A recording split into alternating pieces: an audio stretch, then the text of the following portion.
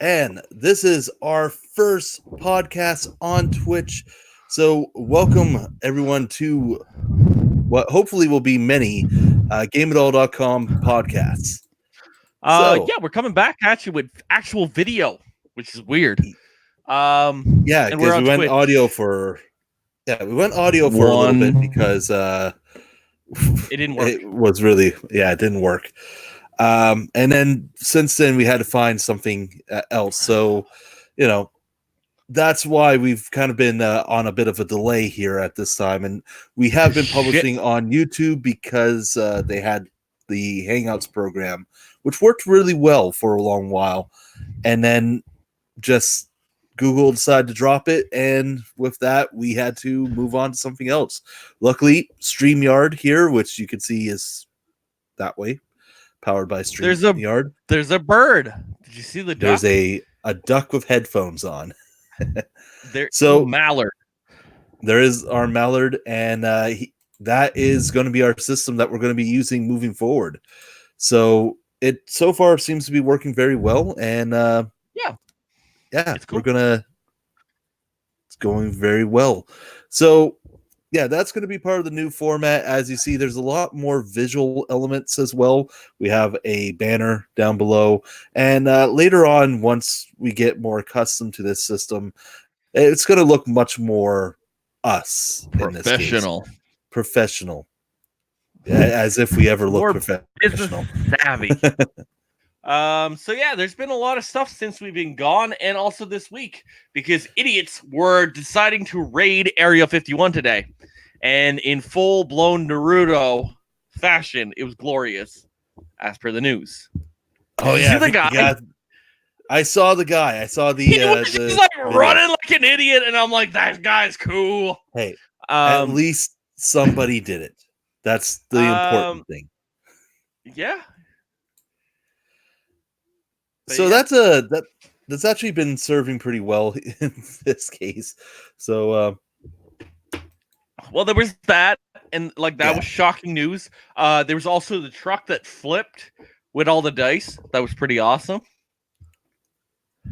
Oh yes, and what was it like? What was the number that they rolled? Oh, it was somebody actually took their time. That took the math. Did the numbers. Their time to do the math and pull the numbers. It was huge fucking numbers. That was well brought up. Yeah. They had 216,000 dice. It was a huge fucking number. Jesus, really? Yeah. And it just scattered all over the road, and So I mean, that's essentially okay. If you'd be playing any RPG that has dice mechanics of determining damage, you would literally have obliterated the game plus its sequels in one fucking truck flip. So if you're playing Final Fantasy, you could probably get halfway through the series with the truck flip. We'll get to 6, and then we'll be like, fuck 7. You summoned a meteor and just destroyed everything. Yeah, but that's what it was. Let's segue from 7 into TGS, because we did see some stuff for Final Fantasy 7. That's right. Tokyo Game Show was last week. And there was a lot of new stuff that came out. A lot of news on games that we already knew about as well. That we were waiting for the release date, more info, and we got a good amount of information this time around. So yes, we did. Let's break into one of them that was a bit of a change here. And that is, it's one of my favorite series, Yakuza. So yes, holy fuck, I'm pumped. I am very interested to see how Yakuza is going to turn out with all this, because the biggest thing here is that it's going to be changed to a full-on JRPG, and the Yakuza series is already very close to that, anyways. So yeah. So it's turning full-blown turn-based action brawler. So it's turn-based because, and this is one of those I shit you not moments. The reason why it's turn-based is because the main character is a huge fan of Dragon Quest. That if that is any reason to be excited for this idea, then that is it right there. So it is actually going to be a full-on sequel, Yakuza 7 Like a Dragon, as it's being released in North America. And this is you're not going to be Kiryu, because Kiryu's story is over. He's done. We're moving on to a new character. Done with the games. I really thought they were done with the games with 6. Well, here's the thing. Like, we're done. I mean, 6 ended Kiryu's story perfectly. Like, it was done. He's good. There's still some open elements with the Tojo clan, with the like everyone else trying to move in on the territory, and Judgment really helped that area as well, with being a spin-off and just kind of keeping that world alive. But now we have a new step in with this brand new character, brand new mechanics, and he's pretty much, what happens is he goes to jail for a thing that his the leader of his part of the Tojo clan has done, a murder in this case, and he is now getting out of prison and find out that the Tojo clan is no more. So now it's time for him to build his own family and take over. And that's pretty much what you're doing. And I think that's the reason why we're seeing a more of a JRPG element to it, because you're recruiting people and you're bringing them to the fights and just taking the fight to the streets. Couple things I did notice, though.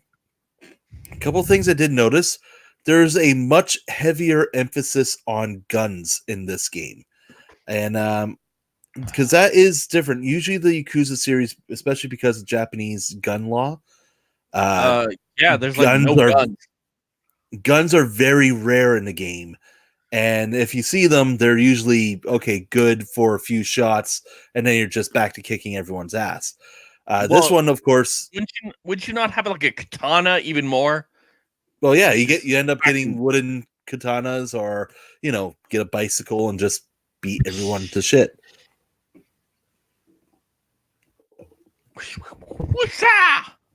Just hop, hack and slash. Exactly. Hack and slash, So yeah, I'm intrigued to see more about it. I'm excited for the combat system. Go to turn base. The combat looked great, and I really cannot wait to see more of that. And most games are getting away from turn base, so it's about time. Now, on top of that, we had a new announcement for a brand new Resident Evil game, which was originally called Project Resistance. Now, it's essentially Left 4 Dead. It is legitimately Left 4 Dead. It is we had a Left 4 Dead Yakuza game before, or not Yakuza. Wow. No. Although we had Dead Souls, but we're not going to talk about that. But that's not a Yakuza game. That's not a Left 4 Dead game. It's just the game with the zombies. It was fine. Yes. So Resident Evil Project Resistance. At first, a lot of people thought it was going to be a new take on the Outbreak series, which fans have been asking for a long, long time. But nothing's ever happened with that. And Project Resistance does look like it is possibly the next step to actually getting that to happen. Now, it's going to be a 4v1 multiplayer game, which automatically turns me away from it, to be honest, because 1v4 is very difficult to pull off. It's got Mr. X. Yeah, so that was a cool thing is that the person that, like, when you're playing the first, the 4 players as the normal humans, you're pretty much playing a Resident Evil game. So you're going around, you're shooting zombies, you're fighting lickers and all that. As the 1, you're playing the mastermind, who is supposedly able to drop in the BOWs to just make life hell for everyone else. So you're going to have lickers, you're going to have Mr. X.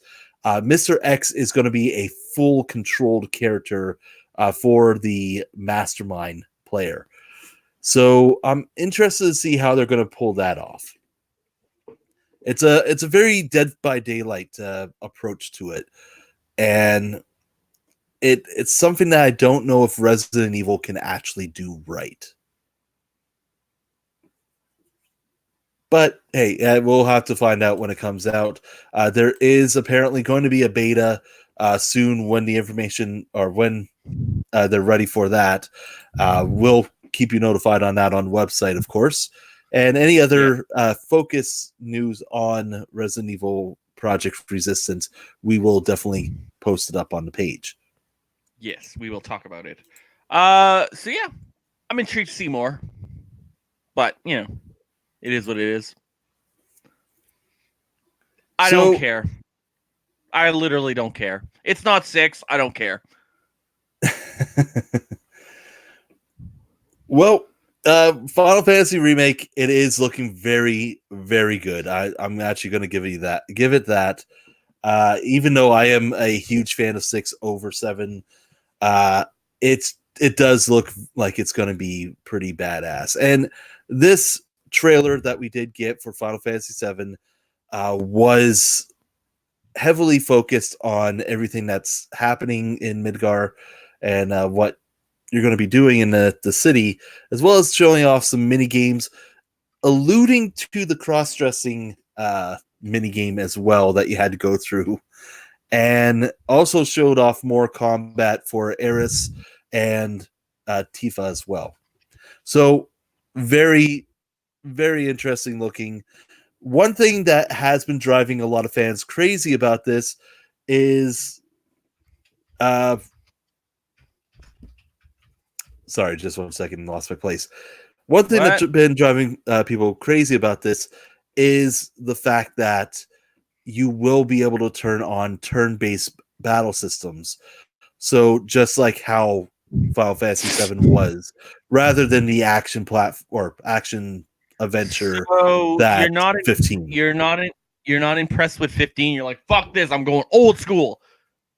Yeah, if you did not like 15's combat, and you don't like how 7 has kind of adapted the 15 Kingdom Hearts combat system, you can now take that and just go with the old system.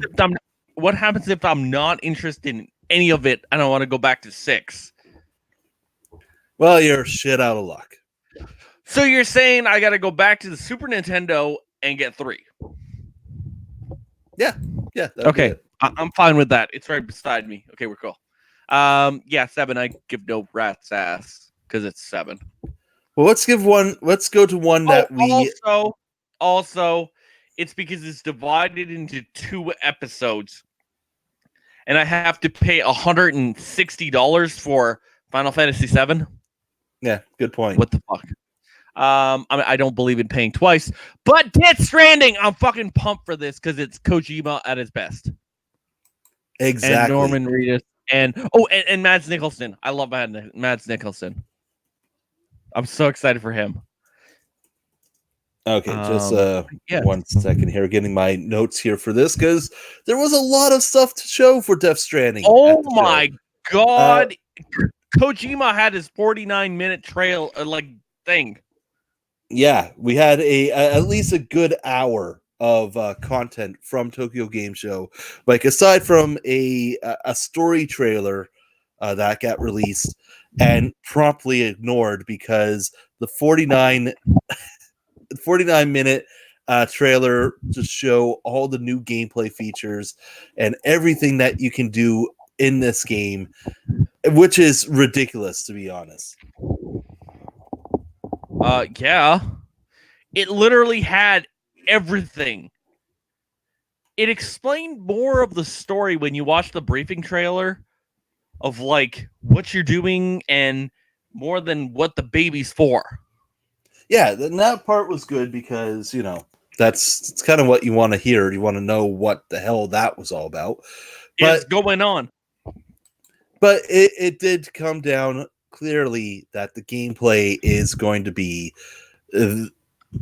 the highlight of this game. So of the things they showed mainly focused everything on Sam and what he's doing in his base of operations, from accepting missions for various people and connecting them to the network, and getting prepared to actually go out into the world by highlighting the location in the map, trying to plot out a course so that you can get there easily without getting into major problems. Now, the map is actually an amazing feature in this because it is, what's the word I'm looking for? Topographical? Is that it? Well, yeah, you can see mountains and shit. It's like when you look at Google Maps and you look at like some big ass building, it's like pops. You're like pop. Exactly. Topographical, yes. It's got the ridges and the shit for the mountains. Exactly. So you'll be able to actually plan out your path, plan out how everything's going to be going through, and that looked great. I mean, a lot of games already do this, and a lot of people already have that kind of feature, but for some reason Death Stranding did look like it was something different with it. So hopefully, like, we just got a kind of a brief look at it, but hopefully there's something more to it that actually makes it worth that. Yes. Then it was all about your gear, because of course you're pretty much playing as a postal man if you're gonna postman. Holy fuck. You can 3D print shit in the game. Like, yeah, you can 3D print anything. Yeah, so 3D print anything and then stack up your gear, include guns on you, locate where your items are on your body, stack mountains of packages. It has to be level, because if it's not level, he's going to tip over. Exactly. You got to keep everything leveled. You got to keep everything balanced. You can actually carry... keep them separated. Yeah. You got actually can reallocate them as well, which is really cool on that feature. Curious how that's going to play out overall, especially later on in the game, because it looks like you can take on multiple missions and just stack everything that you need on it. There is a maximum weight allowance, which does cause a problem, as we mentioned, but it always affects your movement. Tells how much you're going to sink, how you're going to walk, how everything actually goes in this case. Yeah, but this comes into the realism factor of the game. Exactly. Also, I like the little subtle things of if you like zoom into his crotch, he will punch the camera. And also, yeah, like, and you can sing to the baby, which is creepy, to like calm them down. I was getting that because the baby will actually be a full-blown mechanic to the game. Yeah, because which is weird. Like, the baby is supposed to be there to keep you protected from the dark energy monsters and everything that's around. So you got to keep the baby happy and you got to keep them going. One mission showed that you deliver an item to an actual person in real life. Actually, it was a famous Japanese musician. I apologize for not knowing his name off the bat, but you get a harmonica from that mission, and you can play the harmonica to the baby. and this will calm the baby down and give you likes, which will actually help in how the game moves. The monster energy. Yeah, so that I was actually getting to that because that was closer to the end of the presentation.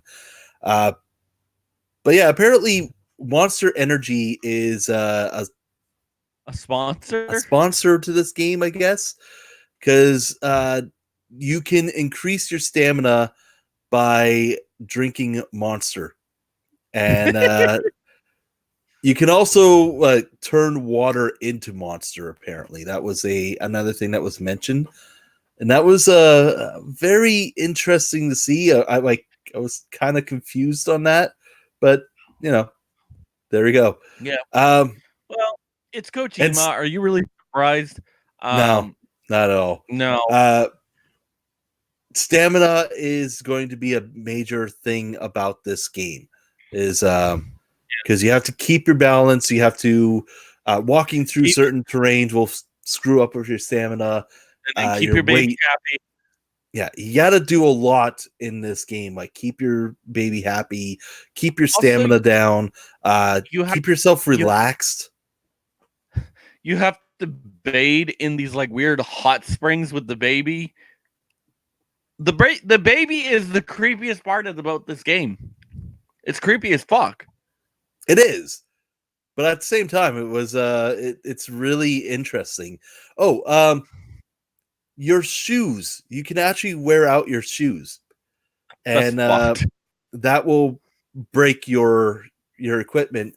And all your equipment can be broken in this game as well.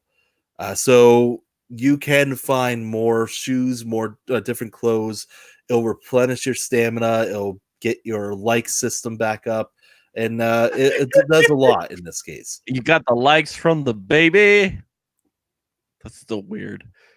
So yes, I'm excited for this game on November 8th. Oh, there's still more. There's still more to talk about here. Fuck's sake. Because we got to talk about how the online works. Oh, fuck. Oh, yeah, it's like Dark Souls or Demon Souls. Yes, it is. It is a very Souls-like multiplayer system. So, my question, does this require the PlayStation Plus? That is going to be a thing. I don't know. That's the thing. I don't believe in PlayStation Plus or Xbox Live Gold or any of this crap except for Nintendo Online because it's free because I have Amazon Prime. Yes, you can get it for free with Amazon Prime. I don't believe in Plus or Xbox Live Gold because fuck that. I don't believe in paying to play online. That's my morale system. I'm hoping it doesn't. It shouldn't because it's just the people leaving shit behind for you, which is weird. So, and that was a cool feature because they showed that if you leave equipment behind, it will carry over into other people's games. And so if you showed that bridge, if you build a bridge across a river, and another player comes along later on, it's still going to be there, so you can cross the bridge, which is weird. But interesting feature. Your thoughts? I'm curious how it's going to turn out. A lot of things that I'm seeing does have that like feature is what we're seeing, and I'm wondering if the more that you like or the more that people use it and like that feature or like that item, if that's going to affect your overall game, and that's where I'm kind of curious on that end of how that part's going to turn out. Other than that, like they showed off some combat where the luggage was chucked as a throwable weapon. And he can run as fast as a truck. Yes, with specific items, he can run as fast as a truck and pounce over stuff. So like there's going to be a lot to this game. And then you have the BTs, which cause interdimensional battles, and those are going to be your boss battles, pretty much. they can only be hurt by using body fluid.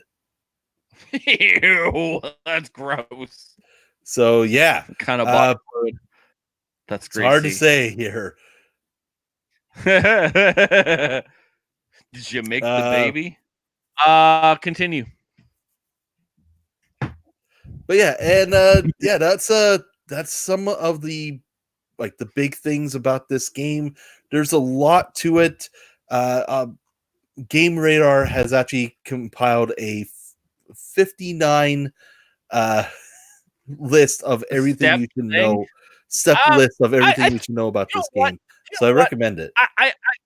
I think Death Stranding is the most confusing game ever. I agree. I like everything was what other game? It's The Room, the game. Oh shit! Oh, I wouldn't push it that far. Jesus. No. That is Deadly Premonition 2. We didn't talk about that. I was amazed by that at fucking the Nintendo presentation. They were like, "We're doing Death Stranding 2, Deadly Premonition 2," and I'm like, "What?" Yeah, that took me by surprise. That announcement, definitely. But yes, Death Stranding is the most confusing fucking game ever. I don't think there's any other game that has been this like, what the fuck is this? I agree. There's same as like a movie. Is there any movie that they talked about it for years that we had no sweet fucking clue what it was? Avatar? Yeah, I guess. Yeah, James Cameron could fall into that. Yeah. But yes, Death Stranding is a very special property. I'm intrigued by November 8th. So what else was there from TGS? Aside from that, there was that was pretty much the biggest news of TGS, to be honest. But it was exciting because Kojima was actually there. Yes, exactly. So it was a very the show was worth it. Just if anything for Death Stranding, also to get a look at the other games we mentioned here as well. We also had a release date for Dragon Ball Kakarot, which was in January 17th. Here it is, which also showed that it's going to be. Let's see. It's actually going to go at least up to Majin Buu's saga. So if you're a Dragon Ball Z fan, you have that to look forward to, which possibly could make it the biggest compiled Dragon Ball story in a game, because usually the Dragon Ball stories will go, we're going to stop at Cell Saga, we're going to stop at this saga, we're going to stop at Frieza. Yeah. So usually that's what we have, and it looks amazing. I can't wait to see more of it. We did have Neo 2, new details, and a beta that's coming in November, which the beta, apparently only 5% of the people who actually played it at Tokyo Game Show beat it. So I'm interested to see how that's going to turn out now. So the game's going to kick your ass. Okay. Oh, cool. Yes. Not really surprising. So yeah, that was TGS, and yeah, definitely excited for more Death Stranding. November 8th is going to be retarded. Yakuza 7, fucking pump for that shit. Yeah. So what's you remember the last Resident Evil movie? Yeah, special shit. Yeah, that wasn't, the final chapter wasn't all that great, but there was a couple stories that came out of it. One's particularly involving Olivia Jackson, who was a body double for Mila Jovovich for Resident Evil: The Final Chapter. The biggest story on that part was that she had a horrific on-site injury, which caused her. Let me pull up the details here again. It was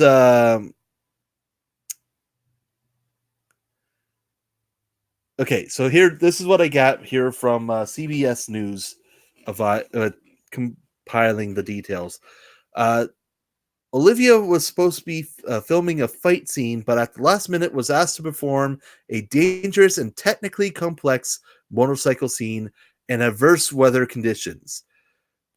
Now, with that, she got on the motorcycle and ran into a camera that was attached to a crane that was supposed to be elevated above her head as she sped forward on the motorcycle. But the crane operator failed to raise the camera, causing her to cut open her face, leaving her teeth exposed, twisted her shoulder, ripping out 5 nerves connected to her spinal column at the root. She was in a surgical coma for a while, and she had lost her arm because of the incident. Now she is suing the production company, as this was a sudden change to her job, and it was given on bad work conditions, and in general, just things just went south with her in this case. So, continuing on, Jackson is now suing the defendants, producer Paul Anderson and Jeremy Bolt, and their production companies, Tannhauser Gate, Impact Pictures, and Bolt Pictures, for an unspecified amount. She alleges the defendant caused her nightmarish injuries and then shamelessly abandoned her and welched her on their promise to provide financial support to cover her medical expenses. The suit alleges that they skimped on the insurance, that Jackson was left without financial means to cover the medical care that she desperately needed for her grievous injuries, while defendants, for their part, continue to enjoy the abundant profits generated by the final chapter. Final chapter, of course, grossed over $300 million internationally, and it's she apparently did not get anything from that was enough to cover the incident. Oh, you got to click me back. There you go. Okay. My mouse dropped and it clicked it. But yeah, that's pretty shitty for her. Holy fuck. She got fucked. This is not fair. She deserves all the money. Yeah, so it's we're gonna keep an eye on this one here because it's losing your fucking arm on the job, that is fucked. Like that should have been covered. That was a bad incident. I remember Jovovich was like on her Instagram was mentioning it as well, and she was like, wow, that this was super shitty. I don't know how she's gonna take it getting sued about it, because well, she is married. Sued. Well, no, she is married to Paul W. Anderson, though. Well, that's her own problem. She got married. Got married to the director of the movie, who's now getting sued for fucking off when somebody needed. Yeah, that's pretty shitty. All right, so what's next? That's a fucked up situation. What's next? Well, let's jump back to video games again. Oh, fuck. Let's talk about assholes. Let's talk about COD. Let's talk about Activision. Let's talk about Bobby. Well, let's actually not so much on the assholes and Bobby for once. This is actually just... Holy shit, we can talk about good shit? Oh, we can actually talk about what is going on in Modern Warfare's beta and how the game is actually progressing, because I gotta say, we get to take a trip back to 2007 when we had Modern Warfare the first time. So I got to be in the beta last week, and luckily, because it is an open beta, we are allowed to talk about it. And I got a couple thoughts on it. I like it. It actually plays very well, and it feels much more grounded, like pretty much how it did change the system. Like it was as if it was the original Modern Warfare again. So it feels like there's a little bit of a difference that it goes a long way into the game. One thing I'm definitely noticing is that bullet damage is definitely improved. It's definitely up. And the movement is a much more realistic and solid movement. You're not going crazy like double jumping and wall running. It's very grounded gameplay. And it's Modern Warfare, boots on the ground. Yeah, exactly. And I definitely recommend it so far here. The beta, of course, is ongoing. This weekend is the big part of the beta where Xbox and PC players are now going to join in. And it's opening up the crossplay ability. So this is going to be the first time in a Call of Duty game that PlayStation 4, Xbox, and PC players are going to be joining in. So they're getting obliterated by the PC players with their superior mouse and keyboard? Actually, that is where, if you're going to be on PC, you have to set yourself so that you're going to be limited to either a controller or keyboard and mouse. So keyboard and mouse. Okay. Yeah, and if you're on keyboard and mouse, you surprisingly, Modern Warfare will accept keyboard and mouse on consoles as well. So that's going to be there. That option is there in the menu system, and it is it's locked in the PS4 version right now, but that may have changed in this new now on multiple console beta. But this beta is going to test the crossplay and actually give us a actual feel for that, which it brings us to the big changes. Call of Duty is known for its season pass. Okay, whoa. Okay. Okay, so you got season pass, then what's the point of buying the $160 whatever edition? No, that's what I'm saying. There's no season pass this year. Oh yeah. So the only thing that you're getting is the operators, so characters, for $80 more. Your thoughts? But okay, one moment. Prestige here. edition. Yeah. Well, the Prestige edition is going to be $160. CAD. All right. Just 1 second here. I missed that information then. But you get the operators, so it's going to turn into Rainbow Six Siege.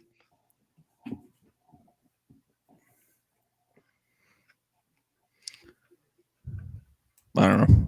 Yeah. Okay. So that's what it is in this case. It's so the maps are going to be free. The operators is going to be cosmetic items because the operators, of course, don't have any specialized abilities. Any use? So, they're completely useless. You can look the part then, I guess, because that's what it looks like in this case. So it's costumes for a fighting game. Yeah, pretty much. It's going to be all costumes. Now, of course, like some of them are going to have like camouflage, but that's pretty much going to be their differentiation in this case here. So there are new sniper, like, and also from what I'm seeing here of the different versions, there are some cosmetic weapon variants, which do give you a different appearance for each weapon as well. So that's the only major difference here. The biggest thing here from what I'm seeing is looks like that a lot of the extra features, like say the operators, how they look, how the weapons appear, those will be part of a microtransaction system where it will be much closer to Overwatch and be just, it's all cosmetics. Everything is going to be free otherwise. Which I can work with. That sounds fine. Because for me, a lot of the times when Call of Duty was, I cut off at Call of Duty and said I'm not playing anymore, is when the new maps came in, and when I had to buy the season pass. I had to buy the $60 season pass to continue to play a game that I played $60 for. Okay, so the worst one was hands down had to be Black Ops 4. Because there was no single player. They were like, okay, you got the single player, you got the regular edition of the game for $80, and then hey, you're good until like January, and then bam, we're gonna sell you the season pass.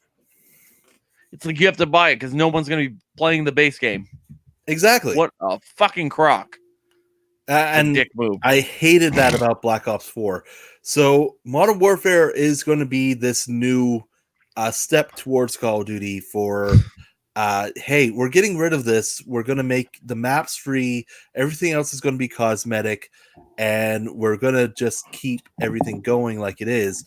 No Battle Royale this year. Snap. Battle Royale's dying. And single player is coming back. Good. Now, the big thing on this as well, there is still going to be an advantage for PlayStation 4 players because they still have to deal with Sony. But they didn't necessarily say what that is. And surprisingly, it's not going to be new maps early because they want everyone to play at the same time with this new crossplay feature. So maps and new operations for your co-op operations will be released free, and everyone's getting it on the same day. So buying the $160 version is completely pointless? Almost, yeah. Yeah, okay. Except if you're paying $250 and getting the night vision goggles. You can see in the dark. What I'm seeing here with the Operator Edition has a lot of stuff for Black Ops 4. Well, what the fuck? What's the point for that? Exactly. Yeah. And Operator Enhance has custom in-game tactical knife, 300 Call of Duty points, Operator packs, prestige token for Black Ops 4, playable Captain Price in Black Ops 4, and what? Yeah. So you can get Captain Price in Blackout.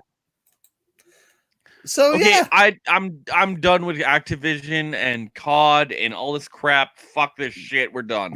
Before we leave that, though, I do want to mention the idea that they have for cross save, because now everything is going to be linked to your Activision account rather than why? Okay, why? Why does everyone need a fucking Activision account or just an account? Or a launcher? We got Rockstar this week launching their own launcher. Fuck this shit. Why can't we be like the good old days? Because we want to open up cross save and have everyone play with each other, but we don't know how to do that properly everyone yet. Just wants to touch everyone. All right, continue. I'm not impressed. So yeah, cross save is going to be available through the Activision account. So when you load up your Activision Call of Duty Prestige account, whatever it was called, you'll be able to carry your save from Call of Duty Modern Warfare on your PlayStation to the PC if you ever jump between them. Yeah, it's like I totally jump from platform to platform. Oh my god. What's next? Okay, now we can talk about a shitstorm. Anthem! Fuck yeah! We had COD, now we got Anthem. Fuck that shit. So, BioWare has officially announced that they are done with Anthem. They are not going to be pursuing any post-launch content. This is bad. Well, It's funny, and we knew Anthem was dead before it even launched. Not necessarily. No, it did. We knew it was. This was going to be a fucking shit show. No, I mean about the idea of post-launch content. We didn't know we were going to get post-launch content? No, but their idea that they are going to like just completely ditch it is actually slightly incorrect now. What? The latest post from BioWare is actually saying they are still focusing on post-launch content. No. They are focusing on bug fixes. Yeah, that's okay. They are doing core. They're planning to work on core issues, maintenance, fixing up the stuff. But apparently, post-launch content is still somewheres on the back burner, just way far back because they have so much shit that they have to fix first. So you're saying they are going to send it to their Houston studio, the people that did the Star Wars game, and they're going to get them to do it so that they can focus on Dragon Age 4. Likely. That's very likely. Okay. And Anthem is a piece of shit that's not going to go anywhere. Yeah, so the game was released back in February. Act 1 of the post launch content was supposed to be out in March. That didn't happen. That got pushed very, very far. I think it was like last month that it came out, or in August, or in June. Yeah, they're like, we're gonna release this shit, and then they released some stuff, but it didn't go well. And then they're like, we're still gonna bug fix this game, and that's not going too well either. So yeah, they're like, fuck this shit. Our overlords EA wants us to work on Dragon Age 4. That's what you're getting. Like, that's the thing, because I blame Andrew House. I don't He's think a douche. See, with this, I'm kind of curious where the problem is, because I don't exactly think it is with EA management directly. I'm blaming. Do you know what? It's like if you have a project that it's literally so broken that there's no point in fixing it. You just like, fuck this shit. It's not worth it. Just get rid of it. We're gonna start from scratch. I mean, yes, that seems like what's happening from a BioWare standpoint. But at this point, like, the people that are trying to get it to fix, like trying to get it to work, is EA. EA's management is going, hey, we promised this. Let's get this done. We promised this. It's like, we're sorry, but we promised this. It's not going well. It wasn't. Unfortunately, it should. Like, I do believe Anthem should be dropped at this point. Like, it is. Yes, they should just kill it off. It's not worth it, because they're losing so much money on this thing that they should focus on what makes money for BioWare. There's two things that make money for BioWare: Dragon Age and Mass Effect. That's it. And KOTOR, if they could ever do one. Well, yeah, but that's the whole. Well, it is EA, so I guess they do have the Star Wars license. But you know, the only EA Star Wars that they believe in is fucking Battlefront, Jedi: The Fallen Order. Well, whatever. That game's gonna be a shit show because you know EA is gonna fucking meddle around with it and kill it. But yeah, we'll see. So what else is there? Anthem just sucks. That is actually the last thing I have on the episode here, which actually means we can take a look at the new releases. Which no, wait. We forgot Pokemon. Sir Fetch. Okay, yes. Sir Fetch. The internet is going nuts. We have to talk about it. I love it. So, Farfetch, classic Pokemon from like Red and Blue, is actually getting an evolutionary state in Pokemon Sword and Shield. He has a fucking sword. So literally they gave him a sword and a fucking shield, and it's amazing. And the sword is huge. He can gouge a motherfucker. But yeah, that's it. That's all I got. But yes, and the internet has fallen in love with Sir Fetch, and they have posted tons of stuff.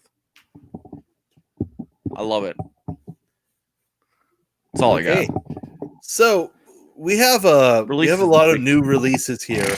I'm actually just going to start from the top of the month. Just going to do the stuff of the month because we've fucked up so much and wasn't around for the last little while. Yeah, so this is what we have for September. Earlier this month, we had Catherine Full Body come out, which has been receiving a great amount of reviews. But at the same time, it is a puzzle game. What do you expect? Yeah, and at the same time, it is legitimately the original game just brought over. So that's, it's all good. We also had Final Fantasy VIII Remastered, and that came out for PS4, Xbox, and Nintendo Switch. Also to some great reviews as well. Yep. During the Nintendo Direct, we had Deadly Premonition Origins that was announced and came out on the Nintendo Switch, along with Divinity Original Sin 2, a game I didn't expect to come out to the Nintendo Switch. Fuck, it's got a 94 on Metacritic. Yeah. For the Switch. It is doing phenomenally well. If you're looking for a classic PC C2C game, holy fuck, this is the game. Exactly. And also we had River City Girls for PS4, Xbox, Nintendo Switch, and heads up, that is our new game for our Let's Play. So keep that on our YouTube channel, and you'll be able to catch us playing that, me and Sly, and it is just so much fun. We also had Monster Hunter World Iceborne, the expansion to Monster Hunter World, PS4, Xbox One, and it is also fantastic. Gears 5 came out September 10th, and I gotta say, the best Gears of War game that's been released since 2. Yes. And the best part is you can get fucking Game Pass and get it for like $2. Exactly. You want to pay full price? Don't do that. Pay $2. Yeah. So yeah, Gears of War 5 definitely. On the same day, we also had Greedfall, which is Spider's new open world RPG. Oh my god, it's that type of game. It is. It's all right. I've been playing it here, and I'm gonna have a review on the website. But just from basic thoughts of it here so far, it's good. If you enjoy clunky as fuck. But it is clunky. Yeah, it's one of those middle ground games that it is good, but you have to appreciate it for what it is. But it's one of those it's AA style games. Exactly. It plays exactly like a Spider type of game. So, which is awesome, and it's not full price. So, you know. And last week we had Borderlands 3, which has been doing very well in the reviews. Not so much on the PC side, but on consoles. And, what do you mean? No. Whoa. I gotta talk about that. No, the PC runs just fine. The only problem with the PC is the Epic Store because, fuck the Epic Store. Yeah. Other than that, it runs pretty damn good. You just have to optimize your settings. On console, on base PS4 and Xbox One, it runs phenomenally well. You get 30 frames a second. But on the advanced console, so the PS4 Pro and the Xbox One X, it runs like ass because you can run it at either performance mode or resolution mode, and it runs horribly on both. So they optimize it for the base systems, which are weird. Yeah. And I'm enjoying it. I'm playing it right now. I'm going to bring it up on stream after the whole Call of Duty waiting beta. I'm waiting for the game to actually release. And I'm also waiting for a sale for the PS4, but I'm going to have to wait for a patch because I have the advanced console and I don't feel like playing at 24 frames a second or 59 or 56. Fuck that shit. And then this week we had Shakedown Hawaii for the 3DS. Holy shit! Games for the 3DS? Yep. That exist? Holy fuck. And today we also had The Legend of Zelda Link's Awakening, Ni no Kuni's Wrath of the White. It's downstairs. I'm so excited. I get to play tomorrow. Also, yeah, I'm excited for Zelda. Also, Ni no Kuni Wrath of the White Witch remastered for Nintendo Switch, PS4, and the Untitled Goose Game. Oh my god! Game of the year. We're sold. I apologize to everyone in the audio. Jeez. But it's Game of the Year. It's Game of the Year. It is like solid. So next week we have a slew of Baldur's Gate games. Baldur's Gate Enhanced Edition, Baldur's Gate Siege of Dragonspear, and Baldur's Gate 2 Enhanced Edition for Nintendo Switch, PS4, and Xbox One. We also have Planetscape Torment Enhanced Edition, Icewind Dale Enhanced Edition, also for the same set of consoles. And we also get the top-down, what the fuck are you doing, Konami, Contra Rogue Corps. What? Oh yeah, we forgot to talk about the mobile version of Castlevania came out the other day on the only Android for Canadian Play Store. Well, whatever. Do you know what? If it doesn't have buttons and it's not a real Castlevania game, fuck that shit. I'm not. And you know what? The fucking microtransactions for that game were $1.29 to $99. Thanks, Konami. But yeah, that's all I got. Oh yeah, we had hardware today. We had the Switch Lite. Oh yes, the Switch Lite also came out today. We also had next week. We also have the Surge 2 for PS4, Xbox One. After that, we have a few fun titles coming up. We have Darksiders 2, this definitive edition for Nintendo Switch. Yes. Gunvolt Chronicles for Nintendo Switch, PS4. Code Vein for PS4, Xbox One. Dragon Quest 1, 2, 3, and 9S, all for Nintendo Switch on the 27th. No, 11. Oh, that's 11, yeah. Whoops. Not 9. 11. 11S. 9S, Jesus. 9S. We got the thinking, DS game coming to you. Backwards. And that is everything that we have for this week. All wrapped up in a nice little package, streamed on Twitch, exported to YouTube, and exported to all our audio-based podcast systems, which you can follow us on all of those, and it'll be awesome. It'll be great. Yes, it would. So, for GameItAll.com, I'm Lucas Grimm. Hey, what up? It's Spino25. This has been the GameItAll.com podcast. We'll see you guys next week.